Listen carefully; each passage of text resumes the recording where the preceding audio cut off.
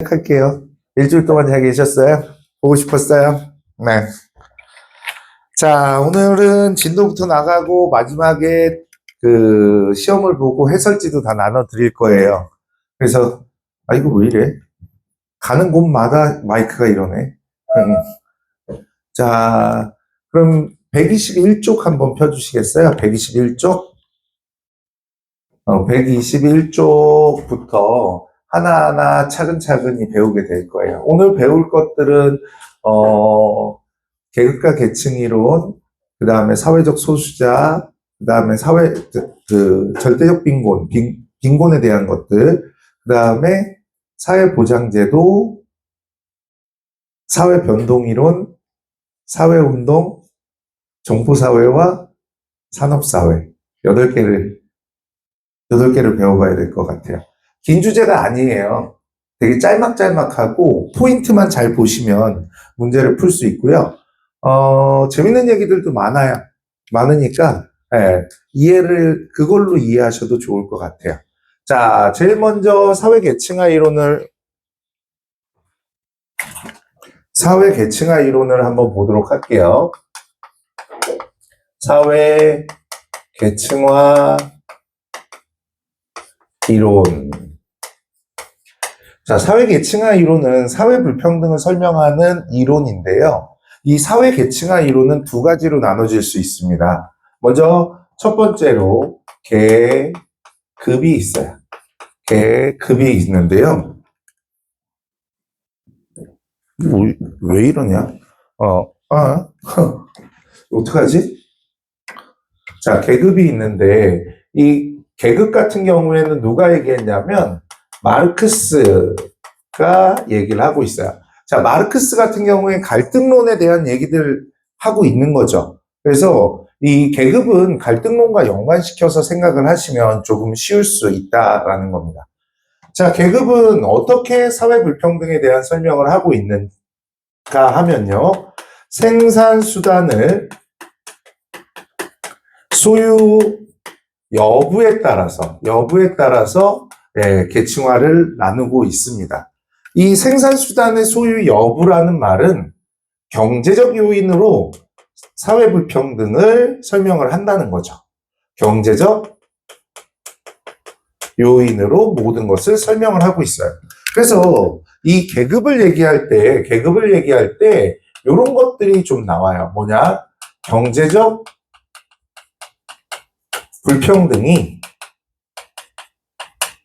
불평등이 정치 사회적 불평등 등을 결정한다라고 얘기를 합니다. 우리 자본이 모든 것을 결정하는 사회이기도 하잖아요. 권력이나 뭐 명예나 이런 것들이 다 돈이 지배하는 사회. 저도 자본주의 노예라고 얘기를 했었죠. 자, 이렇게 생산수단의 소유 여부로 어떻게 분류를 해놨냐면요. 이 법적으로 분류를 했고, 그리고 한 가지로 분류를 했기 때문에 일원론이라고 얘기를 합니다. 그러니까 계급은요, 이렇게 두 개의 계층으로 나눠 놓은 거예요. 지배층인 자본가, 그리고 피지배층인 노동자로 이렇게 나눠진 거죠. 우리 부르주아와 프롤레타리아라는 말 들어봤잖아요. 저희 집에는요, 부르주아가 두 분이 계세요. 우리 아내, 우리 아들. 그리고 생산수단을 소유하고 있잖아요. 저는 생산수단이죠. 몸뚱아리가 생산수단이잖아, 나는. 그렇지 않아요? 네. 그래서 저는 프롤레타리아. 경제적 요인으로 분류해 놓고 있다라는 것을 알 수가 있겠죠. 자, 근데 이 계급을 얘기할 때 이렇게 얘기를 합니다.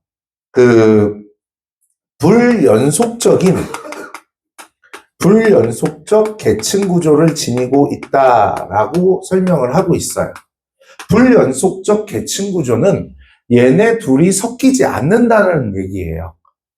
얘가 될 수 있고 얘가 될 수 없는 거죠. 우리 갈등론 배울 때 이런 단어, 이런 문장들 배운 적이 있습니다. 계급 간 이익은 양립될 수 없다. 생각나세요? 자, 계급 간 이익은 양립될 수 없기 때문에 서로 섞일 수가 없고 서로 연대의식이나 귀속의식을 크게 느낀다고 배웠어요. 여기서 조심해야 되는 건 기능론에서 계급 간 이익은 조화를 이룬다. 맞아? 이런 문장 없다고 그랬어. 계급 간 이익은 조화를 이룬다. 이런 문장 없다고 그랬어요. 계급 간 이익은 양립될 수 없다. 뭐 이렇게 설명이 되는 거죠. 자, 그래서 이 계급 같은 경우에는 귀속의식이나 의식 또는 연대의식, 소속감이 강조돼요. 소속감이 강조된다라고 할 수 있는 게 계급이에요. 이게 다예요. 우리가 배우고자 하는 부분들이. 자, 그 다음에 두 번째로 계층을 배울 거예요. 자, 계층을 배울 건데 이 계층 같은 경우에는 여러분들이 얘를 벌서스 개념으로 vs 개념으로 또 생각하기가 쉬워. 그런데 이 계급은요, 근대 사회의 계층화를 설명하고 있는 이론이고요. 계층은 현대 사회의 계층화 현상, 서열화 현상을 나타내고 있는 것이니까 그것들을 참고하면 좀 나아질 거야. 여기서 이 계급에서 문제점은 이런 경제적 요인만이 사회 불평등을 결정하는 건 아니잖아요. 이 계급 같은 경우에는 이런 말도 해요. 하부 구조가 상부 구조를 지배한다라고 얘기하거든요. 생산수단이라는 하부 구조가 제도라는 사회, 문화, 정치라는 제도를 만들어낸다고 그럴 때 우리가 하부 구조가 상부 구조를 지배한다라고 얘기를 하거든요. 그냥 들어두면 좋을 것 같아. 이게 요즘 들어서 나오는 것들이 아니기 때문에 이런 것들이 있다. 옛날 평가원 지문으로는 있었어요. 그래서 나중에 우리가 타임 어택커 할 때는 그 얘기들을 기억해서 쓸 수가 있어야 돼요. 어쨌든 계급은 근대 사회의 경제적 요인으로만 분류를 했기 때문에 비판을 받았어. 그러니까 계층은 어떻게 했어? 좀 더 다양하게 원리를 이용을 해서 원인들을 통해서 계층화를 설명한다고 얘기할 수 있겠죠. 계층은 베버, 베버가 얘기를 하는데요. 이 베버는요, 여러 가지 요인으로 나눠놓고 있습니다. 부, 재산, 그 다음에 위신, 우리는 다른 말로 명예라고 얘기를 해요. 그 다음에 권력, 다른 말로 파당, 파벌, 이렇게 설명을 하고 있어요. 이거 어렵게 생각하지 마세요. 그냥 정당 정도로만 생각을 하시면, 요즘 말로 정당 정도로만 생각하시면 이건 어렵지 않을 거예요. 베버는요, 부, 그러니까 경제적 요인, 위신, 사회적 요인, 그 다음에 권력, 정치적 요인으로 다양하게 설명을 하고 있어요. 한 가지 짚을 수 있겠네요. 이것과 이것, 둘 다 경제적 요인에 대한 얘기들을 하고 있어요. 그래서 계급과 계층은 공통점을 살펴보면 얘는 경제적 요인으로 설명을 하고 있다라는 게 공통점이라고 할 수 있습니다. 베버는요, 이 계층을 분류할 때 상중하에 다차원적으로 분류를 하고 있고요. 여러 가지 요인으로 말하고 있기 때문에 다원론이라고 얘기를 합니다. 다원론이라고 얘기를 하고요. 어떻게 분류를 했냐면 이렇게 분류를 해요.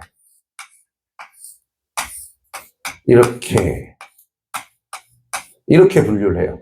상, 중, 하, 이렇게. 그 다음에 부, 명예, 권력, 이렇게 분류를 합니다. 자, 그런데 모든 사람들이 이 부를 상층에 가지고 있으면 명예를 상층에 가지고 권력을 상층에 가질까요? 이런 사람들도 존재하지만 그렇지 않은 사람들도 존재하겠죠. 부는 상층인데 명예는 중층, 권력은 하층, 이런 식으로도 가질 수가 있겠죠. 이런 것들을 뭐라 그러냐면 연속적 계층 구조라고 얘기를 합니다. 연속적 계층 구조라고 설명을 해요. 이 계층 같은 경우에는 현대사회의 지위 불일치 현상을 설명하기 용이하다라고 얘기를 하는데, 이게 뭐냐면 지금 이렇게 존재하는 사람들, 노랭이는요 어느 계층에 속해져 있을까요? 상층일까요? 중층일까요? 하층일까요? 어딘지 모르죠. 이런 것들을 우리는 지위 불일치라고 얘기를 합니다. 자, 제가 이런 얘기를 좀 해볼게요. 얘네들은 딱 제 친구들을 비유해서 한번 설명을 해볼게요. 그러면 훨씬 더 이해가 빨라요.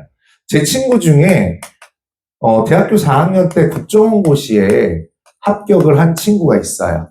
중학교 동창인데 국정원고시에 합격을 해서 화이트 요원으로 되게 높은 직책에 있어요. 나 이번에 얘가 나올까봐, 이번에 국정원 문제도 있고 막 그러잖아요. 국정원 이슈가 터지면 내 친구가 나올까봐 되게 불안하고 막 그랬거든요. 요즘은 연락을 안 해서. 왜 연락을 안 하는지 조금 이따 들어볼 거예요. 자, 근데 이 친구가 있는데, 이 친구를 중학교 때, 얘는 다른 고등학교를 갔고, 저도 다른 고등학교를 갔고, 같은 지역의 대학을 다녔지만, 예, 다른 대학을 다녔어요. 예. 근데 이 친구를 카센터에서 만났어요. 같은 동네에 살다 보니까 카센터에서 만나서, 야, 어떻게 지내? 그랬더니, 어떻게 지내? 뭐 그러면서, 이제, 야, 뭐 먹고 살아? 그랬더니, 회사를 다닌대요. 그래서, 무슨 회사? 그랬더니, 나 건강보험공단 다녀. 그래서, 그렇구나. 난 요즘 건강보험료가 걱정인데, 그것 좀 알아봐주면 안 돼? 낮출 수 없어? 막 이런 얘기들을 막 했어요. 그랬더니, 자기는 그런 직책이 아니라서, 할 수가 없대요. 그래도 친구들한테, 동료들한테 알아보면 안 돼? 그래서 알았대요. 그리고 저보고 물어보더라고요. 넌 뭐해? 그래서, 나 학원 강사. 그랬더니, 네가? 이렇게 얘기를 하더라고요. 내가 뭘 어때서? 내가 싸가지가 그렇게 없었나? 그래서 막 별의별 얘기를 다 하더라고요. 제가 여자를 소개시켜줬대요, 중학교 때. 이 친구한테. 나는 기억도 안 나는데, 들어보니까 소개시켜준 여자애도 기억이 나. 그래서 여자를 소개시켜줬대요. 어쨌든 이 친구 덕분에 중학교 동창들이 이렇게 모였어요. 모였는데, 모여서 이제 얘기를 하는 거야. 막, 얘기를 하는데, 건강보험공단 다닌다고 얘기했으니까 내가 또 물어봤죠. 야, 저번에 말했던 거 어떻게 됐어? 그랬더니 얘가, 그거 내가 알아볼 수가 없어. 그랬더니, 왜? 그랬더니, 말하기 싫었나 봐요. 비밀을 지켰어야 돼. 나 국정원에서 건강보험공단에 파견된 직원이야. 그러니까 각 공기업마다 정보를 획득해야 되니까 직원들이 파견이 나가 있대. 나는 그런 것도 처음 알았어. 그래서 여러분들도 처음 안 써. 네, 여러분들도 처음 한 거죠, 이거. 네, 저도 처음 알았어요. 그래서 국정원 다니는 줄 알았어. 그때부터 걔가 무서워지기 시작했어요, 얘가. 나 이렇게 찾아보면 다 나올 거 아니야, 나에 대해서. 자, 그 다음에 제 친구 중에 졸부 있어요. 졸라 부자예요. 여러분들이 생각하는 몇백억 대도 아니에요. 몇천억 대예요. 여기 DMC 있죠? 저기 상암 DMC 있잖아. 그 땅이 얘네 집 땅이었거든요, 많이. 근데 거기에 누가 DMC가 들어올 줄 알았어. 아버지가 자수성가해갖고 그 동네에 이렇게 땅을 좀 많이 사셨거든? 그랬더니 그게 다 팔리고 미쳤어, 얘네 집. 졸라 부러워. 얘도 4학년 때 서울로 전학을 와서 같이 이제 초등학교, 중학교, 고등학교 학교를 맨날 같이 가던 친구예요. 그래서 부모님도 아는 그 친구예요. 그리고 정정이 있어요. 근데 내 이름을 쓸 때 왜 웃는지 잘 모르겠어. 왜 웃는 거야 도대체? 자, 그리고 부, 명예, 권력 이렇게 나눠볼게요. 이 졸부 친구가 얼마나 졸부냐면요. 졸라부자냐면 우리 옛날에 저희는 베이비붐 세대다 보니까 이 학교가 모자랐어요. 그럼 학교를 지으려면 어디다 짓냐면 가장 싼 터, 산 깎아서 지어요. 그래서 맨날 올라다니는 거야, 학교들이. 그래서 이렇게 그냥 건물을 그냥 짓고 끝이야. 그리고 앞에 운동장 이렇게 만들어 놓고 끝이야. 운동장이 비가 오면 물이 안 없어져. 물이 고여갖고 배수가 안 돼. 그래서 맨날 이렇게 물이 고여져 있어. 근데 중딩들이 물 고여 있다고 축구 안 해? 축구 하겠지. 근데 내가 그때 등치라고 했잖아요, 제가 중학교 때. 근데 걔는 좀 작았어요. 축구를 하다가 장난친다고 툭 밀었는데 얘가 툭 물고 나는 그냥 발 정도 적시게 하려고 그랬는데 거기에 넘어져 버렸어. 넘어져 버려서 옷을 버리고 집에 갔는데 누가 그랬어? 엄마가 물어봤대요.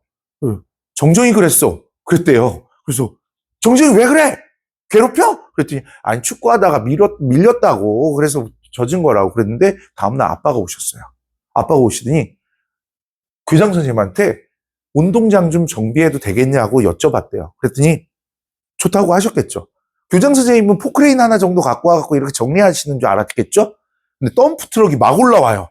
막 올라오더니 자갈을 쫙 깔더니 모래를 쫙 깔더니 그 다음 흙을 쫙 깔더니 롤러로 쫙 밀어요.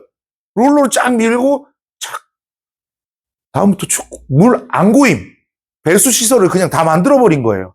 와, 그 다음 사건이 더 무서운 사건. 우리 양궁부가 이렇게 있었어요. 양궁부가. 근데 양궁부가 뭐냐면 양궁을 할 때 공간이 없으니까 꽃갈에다가 줄을 이렇게 해놓고 못 들어오게 해놓고 양궁을 했어요. 근데 이 양궁부 연습할 때는 축구하지 말라고 그랬는데 축구 안 하겠어 중딩들이? 했지. 그리고 공이 일로 굴러 들어갈 거 아니야. 굴러 들어가면 여기 들어가지 말라고 막아놔도 어떻게 기어쳐 들어갈 거 아니야. 그래서 애들이 쏠라고 그러다가 막 위험하고 막 그런 상황이 많았어. 근데 팔에 관통해갖고 꽂혔어. 그 사건이 있고 나서 아버지가 또 오셨어. 아버지가 제가 양궁장을 좀 기부해도 되겠냐고. 옆에 있던 공간에다가 양궁장 관역이랑 양궁 숙소랑 이렇게 만들어 버렸어. 엄청 부자죠. 예. 대단해. 이 정도로 얘네 집은 부자였어요. 근데 얘가 40대가 되더니 되게 친했거든요. 맨날 나한테 좀 스토커 기질이 있어. 맨날 전화를 안 하면 왜 안 했냐, 뭐 이런 것들도 있고. 근데, 우리가 보면 이 국정원 같은 친구는 얘는 뭐 아파트 사니까 중층, 그 다음에 명예는 상층 이렇게 되어 있을 거야. 계층을 나눠보면. 그럼 국정원 친구는 어때? 중층이야? 상층이야? 중상층이야? 이렇게 얘기하면 안 돼. 중층, 상중하로만 구분해야 돼. 이런 걸 지위불일치라고 그래. 그 다음에 졸부 친구는 얘는 상층, 뭐 중층이라고 해보자. 얘도 어딘지를 잘 몰라. 근데 얘네 둘이 요즘은 같이 놀아. 얘네 둘이 왜 같이 노냐면 얘 꿈이 국회의원이거든. 무슨 얘기인지 알겠니?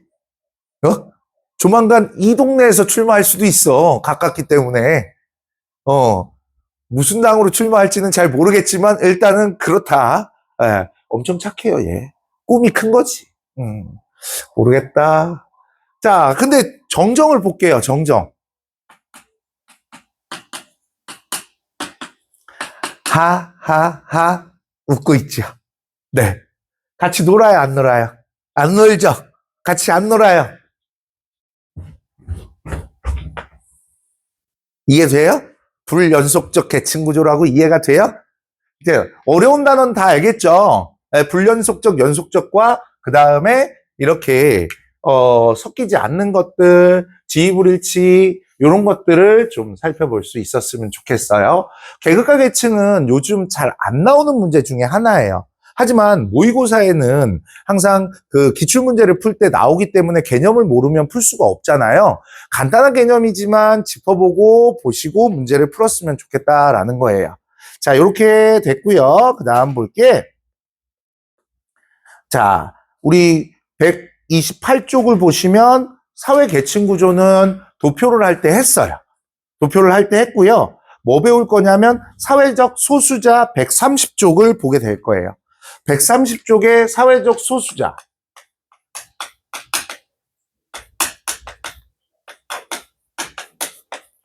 사회적 소수자라고 하면 이 소수자라는 말을 좀 잘 봤으면 좋겠습니다. 사회적 소수자라는 것은 어떤 요인에 의해서 뭐 문화적이라든가 신체적이라든가 뭐 인종적으로 차별을 받는 집단들을 사회적 소수자라고 얘기를 합니다. 이 사회적 소수자는요, 소수자라고 얘기를 하니까 절대로 수적 열세라고 생각을 하는 경우가 많아요. 수적 열세라고 생각하는 경우가 많은데 아닙니다.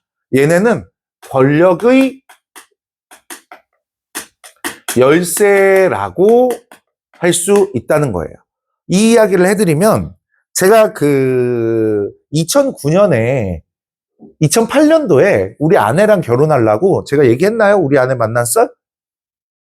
얘기 안 했어요? 결혼하려고 대성을 다 그만뒀어요.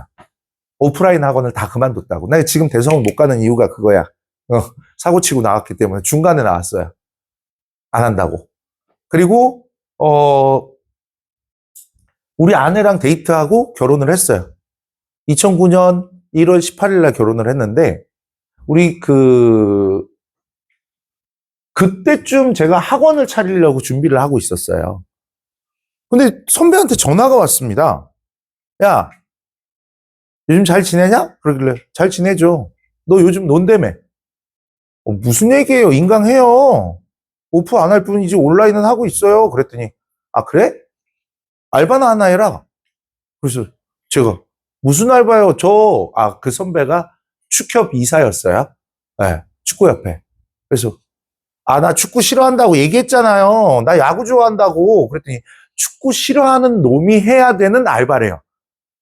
그래서 뭔데요? 남아공 갔다 와라. 그래서 내가 미쳤어? 나 신혼이야 지금. 어딜 남아공을 가? 여러분들 2009년생이지. 2008년생? 미쳤어? 신혼이야 그랬더니 돈 많이 주는데? 그래서 얼마 주는데? 그랬더니 솔깃한 금액을 주는데요. 그래서 내가 한번 생각해 볼까? 그러면서 아내한테 얘기하고 남아공에 가기로 했습니다. 남아공에 가서 그 다음 해에 뭐가 있었냐면 남아공 월드컵이 있었어요. 그 월드컵 관련해서 조사를 하는 거예요. 그 지역의 치안이나 정치 상태, 경제 상태, 그 다음에 준비하고 있는 상태들을 다 객관적으로 보고 뭘 해야 되냐면 리포팅을 하고 발표까지 하면 되는 거래요. 체제비 다 대줍니다. 저 혼자 가는 게 아니고요. 한 3, 4명이 같이 갔어요. 네, 연구하는 사람은 3명. 그 다음에 여기 도와주는 사람이랑 이렇게 해서 갔는데요.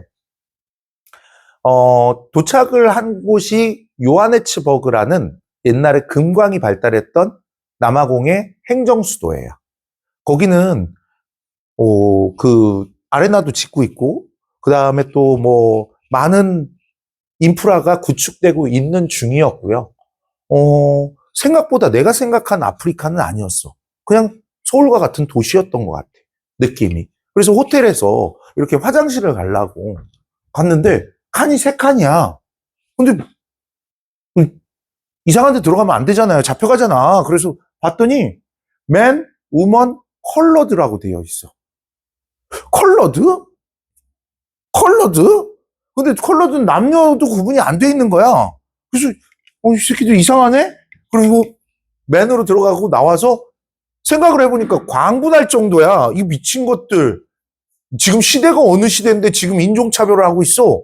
남아공에는 원래 10% 이하의 백인과 90% 이상의 흑인들이 있는데 백인들이 아파르트헤이트라는 분리 정책으로 백인들과 흑인이 섞이지 않도록 지배 정책이 있었어요. 근데 넬슨 만델라 대통령이라는 흑인 최초의 대통령, 남아공 최초의 대통령이 이 아파르트헤이트를 법적으로 철폐해버렸습니다. 그리고 나서 15년이 흐른 거예요. 그럼에도 불구하고 이렇게 차별된 그 최신식 호텔이라는 곳에도 컬러드라는 것이 붙어 있다는 거죠. 여기서 우리가 알 수 있는 것들이 있습니다. 뭐냐면 절대로 사회적 소수자는 수적 열세가 아니라는 얘기죠. 소수자라는 단어 때문에 수적 열세로 받아들이면 절대 안 된다는 얘기입니다. 무슨 얘기인지 알겠어요? 권력의 열세라고 할 수 있어요. 그 다음에 식별 가능성. 식별 가능성. 이 식별 가능성이라고 하면 어떤 거냐면, 우리가 소수자를 식별할 수가 있잖아요. 장애인 같은 경우에 또는 여성도 소수자로 많이 얘기를 하잖아요. 그 다음에 우리나라 외국인 노동자 많이 식별할 수 있죠. 그 다음 조선족들 북한 사투리 쓰면 다 우리 안 좋아하더라고. 중국인이라고 하면서 혐중 뭐 그런 것들이 있는 것 같아요. 이 식별 가능성에 대한 얘기들을 해보면 우리 형이 스위스 로잔 대학에서 포스트 닥터 박사 후 과정을 했는데 우리 형이 있던 그 연구실의 캡틴이 인도 분이신데 되게 유명한 그 화학자예요. 근데 그분이 어느 곳에 세미나를 가면 시간당 1,000만 원을 받아요. 2시간 정도 하니까 2,000만 원 받고 자기 연구원들과 자신의 체재비까지 다 대줘야지 움직이시는 분이에요. 하루는 우리 형을 부르더니 닥터 정, 너 니네 나라 일본 옆에 있다며. 나 일본에 세미나 가는데 너 같이 가자. 너 그리고 나 하루만 가이드 해주면 안 돼, 니네 나라? 나 한번 가보고 싶은데. 내가 가이드 네가 해주면 일주일 동안 휴가 주고 니네 식구들 다 비행기표 대줄게. 한 명당 200만 원이에요. 그 왔다 갔다 하는데. 다 대줄게. 그러니까 우리 형 땡 잡은 거죠. 뭐 어때? 한국 뭐 보여주면 돼. 서울 사는데 뭐. 그래서 세미나 끝나고 서울에서 이제 가이드를 인사동을 보여드리고 그 음식을 대접하려고 식사를 대접하려고 아주 오래된 한정식집을 갔어요. 한정식집에 갔는데 노포 한정식집에 가면 특징이 있어. 대문 앞에 이렇게 앉아 계시는 할머니가 계셔. 1대 사장님. 카운터에는 조금 이렇게 좀 화려하게 치장하신 2대 사장님이 있어. 3대 사장님은 주문을 받으셔. 항상 그런 패턴이 있어.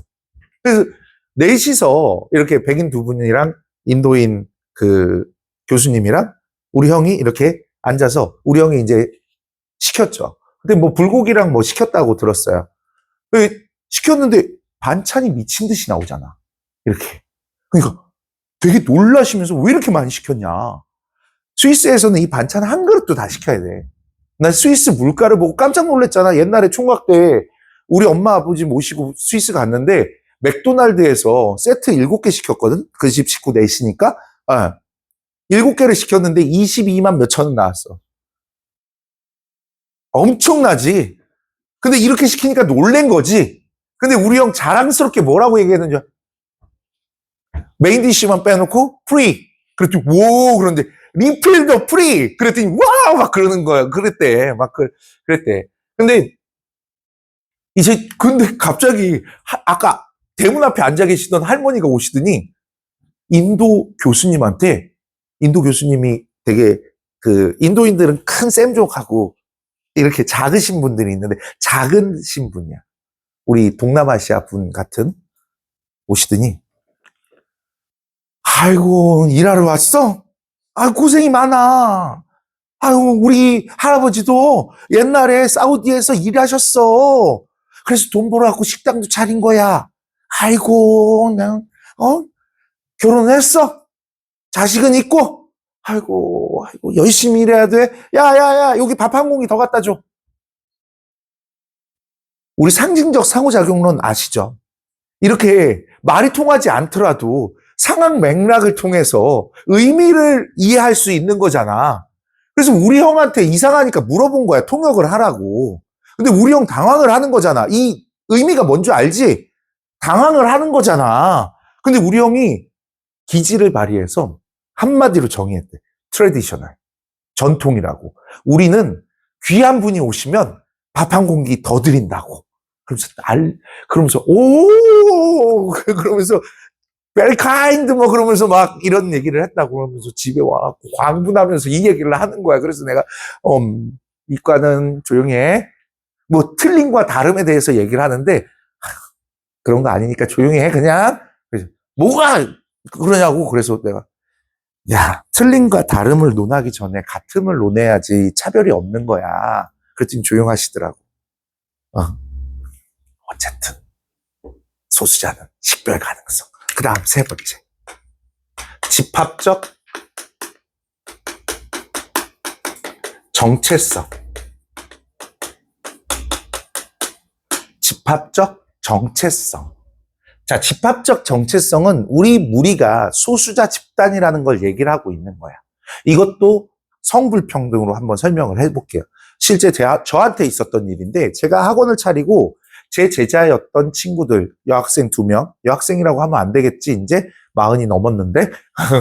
그러니까 그 제자들이랑 너무 재밌게 학원을 시작을 했어요. 너무 잘 되기도 했고, 너무 손발이 잘 맞아갖고, 재밌게 학원을 하고, 맨날 끝나고 회의와 더불어서 같이 밥도 먹고, 술도 가끔 한잔하고, 뭐 이러는, 도중에 날씨가 너무 좋아서 편의점 앞에서 맥주 한잔 하자고 그랬어. 근데 홍석천 씨 얘기가 나왔어. 그래서 홍석천 씨 얘기를 하면서 내가 그랬어요. 나는 머리로 이해하는데, 사회선생님이라 머리로 이해하는데 가슴으로는 이해가 안 된다. 홍석천 씨가 정정 씨 반가워요 그러면서 이렇게 안으려고 그러면 이렇게 할 수 있을 것 같다. 그렇게 얘기했는데 갑자기 이쪽에 앉아있던 친구가 이렇게 2명 이렇게 앉아있었거든요. 이쪽에 앉아있던 친구가 울기 시작하는 거야. 그래서 내가 왜 그러는 건데 술 먹고 왜 울어? 그래서 옆에 있던 친구가 원래 그런 친구가 아닌데 선생님 그러지 마세요 그러는 거야. 그래서 너는 또 왜 그래? 그래서 내가 야 선생님한테 말씀드릴까? 그러는 거예요. 그래서 아니 아니 이러고 있는 거야. 그래서 내가 뭔데 도대체? 그랬더니 말씀드린다. 그랬더니 선생님 얘 레즈예요. 나 망치로 맞은 느낌이었어. 그 바로 내가 사과했어. 미안하다. 내가 술 취했다. 내가 배려가 없이 그냥 막말을 한 것 같다. 미안하다. 그렇게 막 얘기를 하다가 이제 헤어지고 다음날 되게 무거운 마음을 갖고 학원에 갔어요. 이 친구 엄청 즐겁게 왔어요. 그래서 보자마자 야 어제는 내가 어른으로서 좀 잘못한 것 같다. 말 실수를 한 것 같다. 그렇게 얘기했더니 아니에요. 원래 얘기하려고 그랬어요. 마음 편해요 이제. 그래서 미안하다. 내가 진짜로 네가 용서할 때까지 사과를 할게 라고 얘기했더니 괜찮아요. 그러면 제 부탁 하나 들어주세요. 그래서 무슨 부탁? 우리 커뮤니티 그녀들의 모임 커뮤니티에 선생님 후배 언니가 있어요. 근데 맨날 이렇게 우리 노는 거 보고 와서 같이 만나고 싶다고 했는데 불편해갖고 내가 말을 안 해서 불편해갖고 못 불렀어요. 와도 되죠? 그러시고 그래라. 어차피 밥 먹을 때 숟가락 하나 더 넣으면 되는데 뭐. 그래서 그래라. 그랬더니 며칠 있다 왔어요. 왔더니 안녕하십니까 선배님. 얘 운동을 해갖고 프로 골프 선수였거든요. 안녕하세요 선배님. 저 누구누구입니다. 그렇게 얘기해요. 몇 회? 그랬더니 몇 회래. 그래요?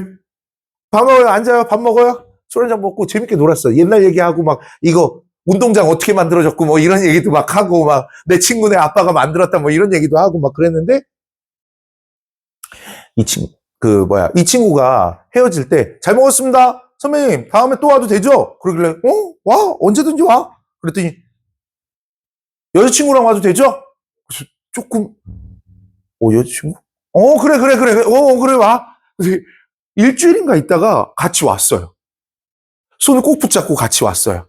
그래서 안녕하세요. 그리고 또 이렇게 모임을 했어요. 근데 이제 모임이 어떻게 됐냐면 얘네 커플이 왔잖아요. 그랬더니 이쪽 우리 친구들이랑 이렇게 커플이 나눠지고 다른 한 커플이 또 왔어요. 한 커플이 또 왔어요. 한 커플이 또 왔어요. 한 커플이 또 왔어. 5커플이 온 거야. 그러니까 10명의 그녀들이 온 거야. 그리고 한 달에 한 번씩 모임을 하는데 나만 남자고 다 여자야. 맥주집에 가면 나는 이상하다고 생각을 안 했어. 근데 나중에 생각해보니까 이상해. 그거잖아. 여성만 있는 회사, 중소기업에, 소기업에 그냥 꼰대 사장처럼 보일 거 아니야? 그런 모임들이 계속되다가 제가 그 내신이 끝나면 6월쯤 해갖고 계곡으로 이렇게 가서 선생님들 고생하셨다고 고기도 구워드리고 술도 한 잔씩 사드리고 뭐 MT 비슷하게 이렇게 한다고 얘기를 했더니 이 친구들도 따라간대. 그래서 니네 회사는 안 가? 그랬더니 연차 내면 된대. 그래서 하고 얘기해. 따로 방 잡아야 되니까 꼭 빨리 얘기해줘. 이제 알겠대. 다음날 문자가 왔어. 선배님 다 간대요. 그래? 그래서 떠났어요. 선생님들은 일이 있으니까 늦게 오시고 우리는 먼저 가갖고 이제 계곡에서 막 6월 달에 평일에 그 가평 계곡 같은 데 가지 아무도 없어. 그냥 우리만 놀면 돼. 막 놀고 3시쯤 돼서 조금 쌀쌀해져갖고 야 씻고 밥 하자. 그랬더니 네. 그리고 애들이 쑥 가는 거야. 그래서 물놀이 도구를 안 갖고 가. 그래서 야 물놀이 도구들 안 갖고 가? 그랬더니 에이, 그런 건 남자가 하는 거죠. 그래갖고 내가 이렇게 돌고 이렇게 뒤에 쫓아가고 있는데, 이렇게, 얘네 언덕배기였는데, 이렇게 올라가는데 걔네는 몰려서 올라가고 나는 뒤에서 이러고 가고 있잖아. 근데 공허함 비슷한 게 그 느낌이 한 번도 못 느껴본 그런 느낌이야. 혹 지나가는 거야. 그래서 그때 느꼈던 게 있어요. 뭐냐면, 이 친구들이 평소에 느끼는 그 감정이겠구나. 내가 지금 느끼는 그 감정이 나는 잠시 느끼는 거겠지만 얘네들은 평생 동안 느꼈던 그런 감정이구나. 차별받고 있구나. 아니, 내가 이걸 들었다고 차별이 아니고, 차별받고 있구나. 그 다음부터 나는 이제 홍석천 씨가 정정씨! 이러면 나도 이렇게 안아줄 수 있는 그 마음가짐을 갖게 됐다는 얘기입니다.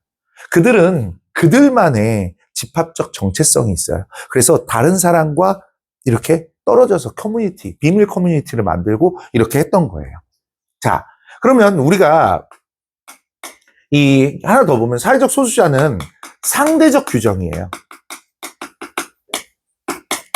어디서는 사회적 소수자가 될 수 있지만 어디서는 사회적 소수자가 아닐 수 있다라는 거죠. 네. 얘네에서 문제가 출제가 되면 어떤 것들이 출제가 되냐면 첫 번째는 중첩이라는 단어로 출제가 돼요. 중첩이라는 단어로 출제가 되는데 이 중첩이라는 것들 2가지 이상의 사회적 소수자에 해당할 때 중첩된다라고 얘기를 하거든요. 근데 얘는 같은 사회 내에서 다른 사회면 아니야. 각국과 을국에서 각각의 차별을 받으면 그건 아니야. 같은 사회 내에서 2가지 이상의 차별을 받을 때 우리는 중첩이라고 얘기를 해요. 중첩된다. 사회적 소수자가 중첩된다라고 해. 다른 사회는 아니야. 이거 많이 틀린다, 니네.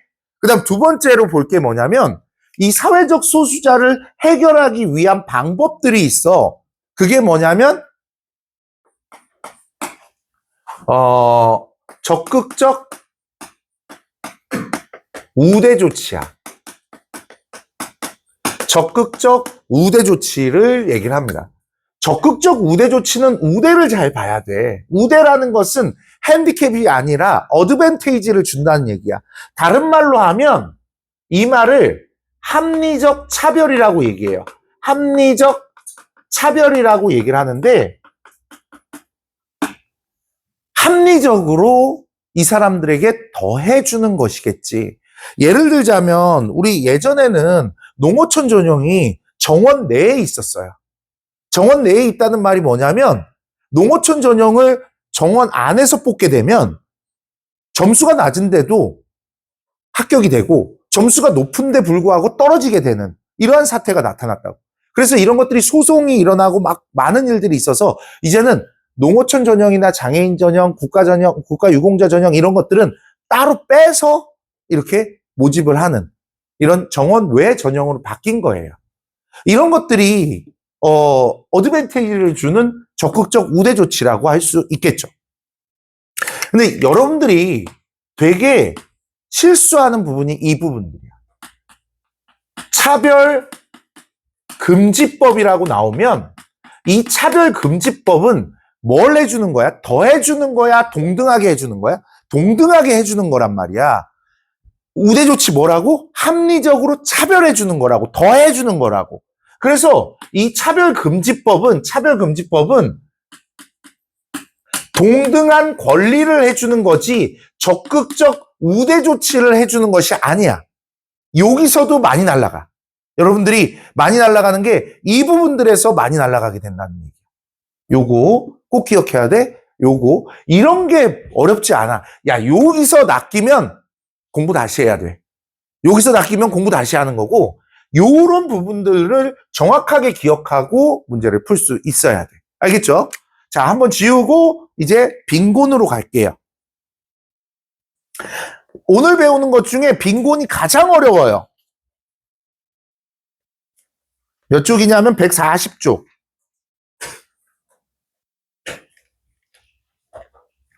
다 썼죠? 지워도 돼요? 쓰고 있어? 예, 예.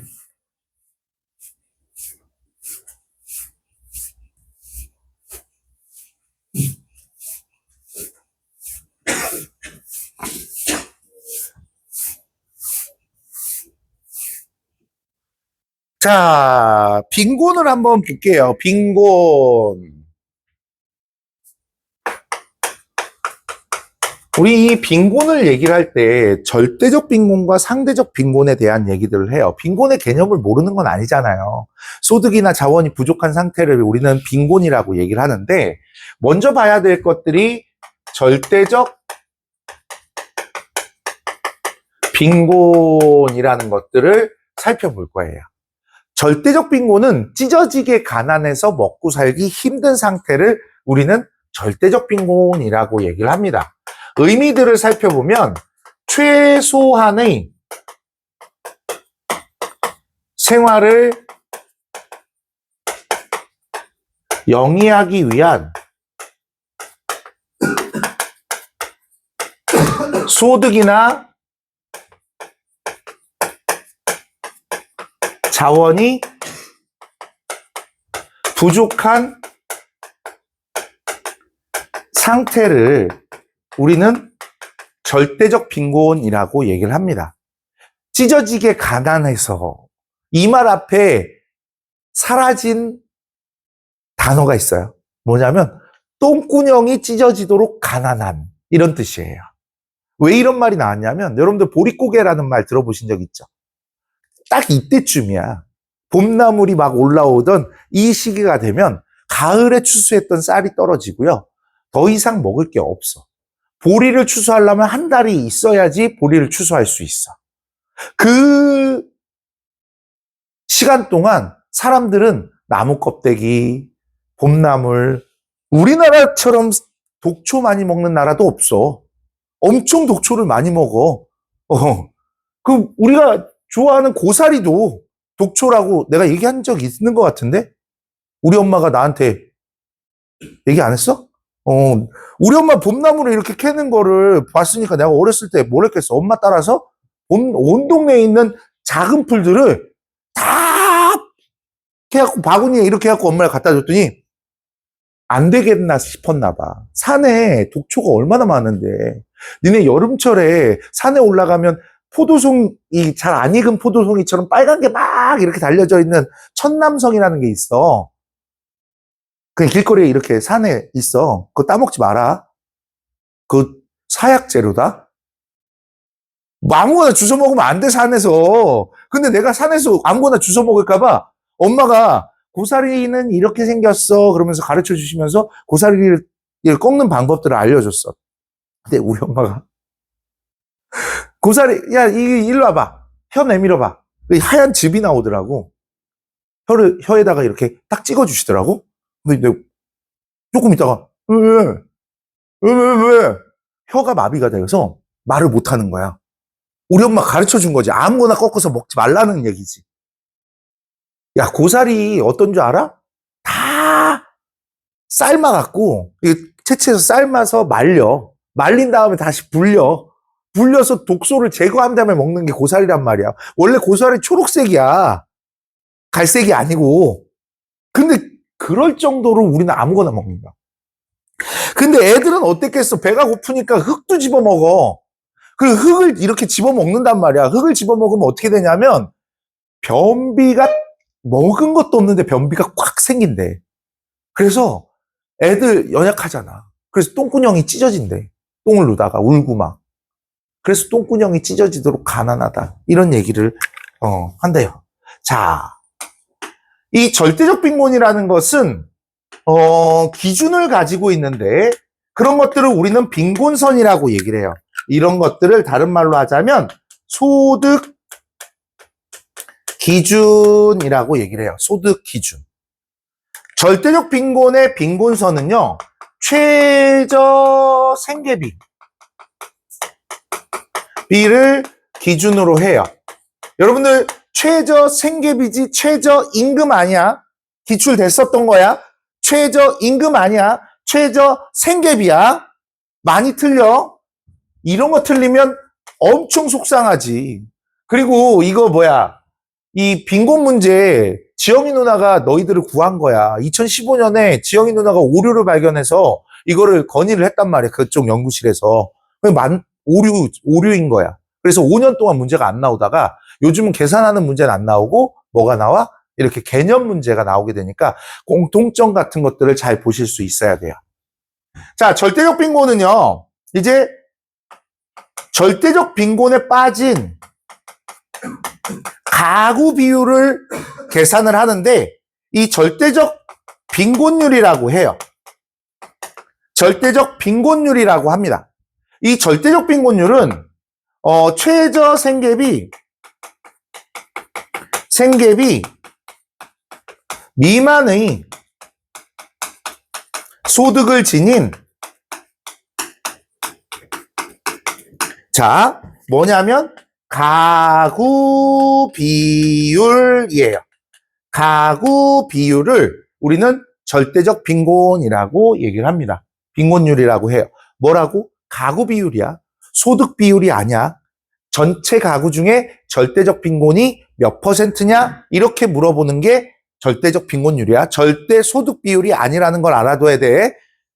자, 그 다음 배워볼 게 뭐냐면 상대적 빈곤이에요.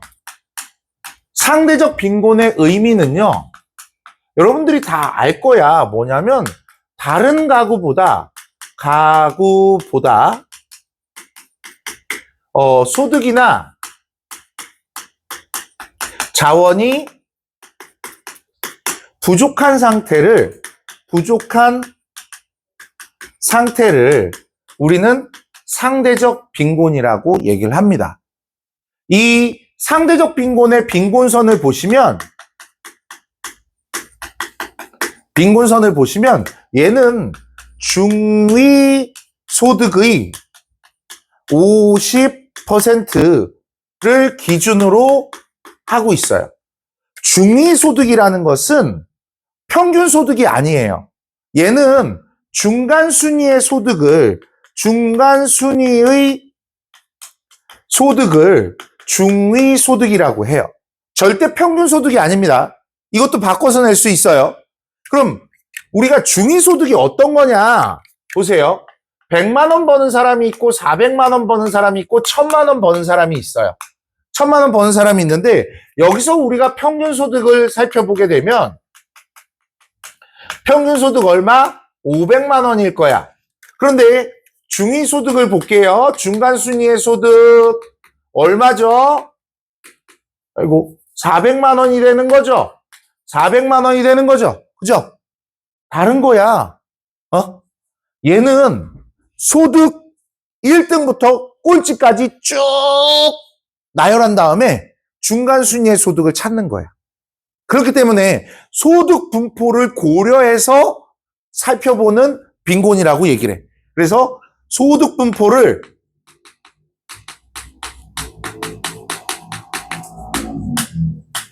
고려한 빈곤이 이것이다 라고 얘기를 해요. 자, 봐봐. 얘는 최저 생계비를 기준으로 하고 있어요. 절대적 빈곤은 최저 생계비를 기준으로 하고 있어요. 맞아요? 네. 최저 생계비를 기준으로 살펴보고 있는데 쟤는 최저 생계비 쫙 그어놓고 미만의 소득 가구만 이렇게 살펴보는 거죠. 그 위는 안 살펴보는 거지. 빈곤을 볼 때. 근데 얘는 어때? 1등부터 꼴찌까지 알아야지 중위소득을 알 수 있죠. 그러니까 이 소득 분포를 고려하는 건 상대적 빈곤에만 해당되는 선지라고 할 수 있다는 거야. 요것도 되게 많이 나오는 선지라고 할 수 있어요. 소득 분포를 고려한 것들이다. 자, 그러면 얘의 빈곤율을 한번 볼까요? 얘는 상대적 빈곤율이라는 것이 있어요. 상대적 빈곤율. 이 상대적 빈곤율은요, 중위소득 50% 미만의 소득을 지닌 뭐라고? 총인구 중의 가구 비율을 나타내는 것이 이것이다 라고 할 수 있어요. 중위소득 50% 미만의 소득을 지닌 가구 비율을 나타내고 있다. 자, 우리 조금 쉬었다가 이 다음 공통점하고 좀 더 배워야 되는 내용들이 좀 심화적인 것들이 있거든요. 그것들을 한번 보도록 할게요.